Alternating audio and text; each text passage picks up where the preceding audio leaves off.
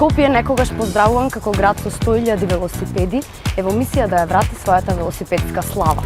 Деценијат како катастрофалниот земјотрес во 1963 година го пренасочи урбаното планирање кон автомобилите, градот повторно ја разгорува традицијата на две тркала со нови велосипедски патеки и енергична велосипедска култура.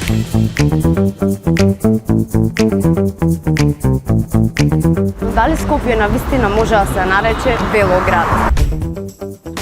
Скопје има голем потенцијал да биде велоград. Прво е рамен.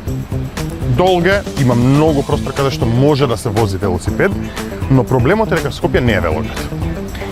И го имаме потенцијалот кој што него користиме, посебно бидејќи автоцентричноста во градот се уште е тука. Се уште е околу нас и начинот на кој што ние ги градиме и реконструираме овие улици и булевари, секако става приоритет на автомобилите, а не на велосипедите, каде што треба истото тоа да го направиме ние.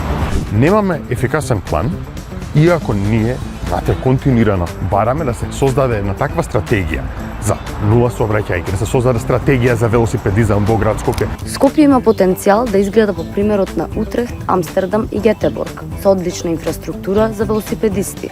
Еве што пренесоа од граѓанското здружение на точак.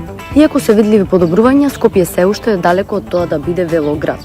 Прашањата како попречените велосипедски патеки, недоволната инфраструктура и доминацијата на автомобилите продолжуваат да представуваат постојана бариера. За Скопје да стане град во кој велосипедот е удобен и безбеден за возење, неопходни се сеопфатни проекти и обединета визија. Само тогаш градот може да го исполни својот потенцијал како одржлив и еколошки урбан простор. Градот може да го остави зад себе своето минато насочено кон автомобилот и влюбениците на животната средина да педалат кон позелена и поодржлива иднина.